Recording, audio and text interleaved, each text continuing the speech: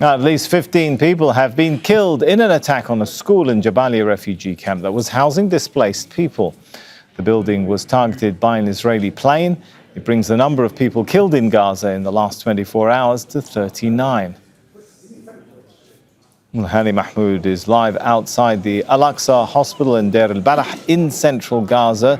So another series of strikes today. Take us through how civilians are paying the ultimate price.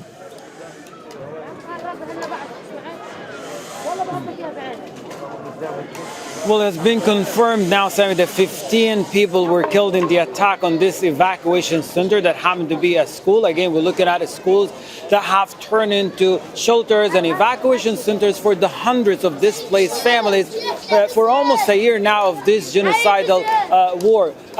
This is what happened exactly, according to eyewitnesses. This happened to be at a food distribution point inside the courtyard of the hospital, and this is providing hot meals for the displaced families inside the inside the school, the evacuation center, when an F-16 dropped a heavy bomb on the school facility itself. And these bombs, as we know, they're all packed with the nails, with the little pieces of metal and nails that when they fly at a high speed, as a result of the explosion, they cut through the flesh and cause severe bleeding. And this explains why there is high number of casualties in every attack of this kind. And this reminds us of the attack that happened a few weeks ago at Al-Jauni school. That's another evacuation center in a Nusayrat refugee camp where 18 people were killed. And so we're looking at the similar scenario where people were gathered at a food distribution point, providing hot meals for the displaced families when the attack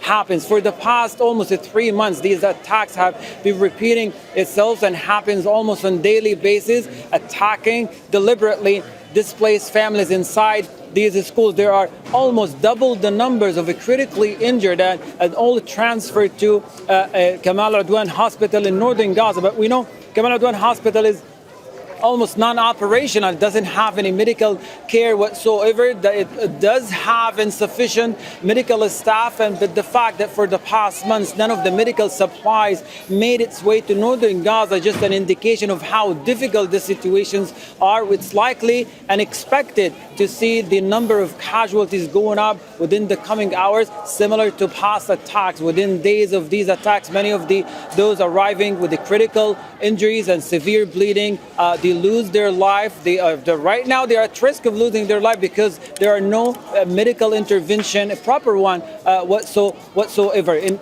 other attacks, the Israeli military continues to strike across the Gaza Strip, including Rafah city, eastern Khan Yunis, and center part of the city in Nusayrat refugee camp, and here at Al-Bureij refugee camp at the eastern part of the central area.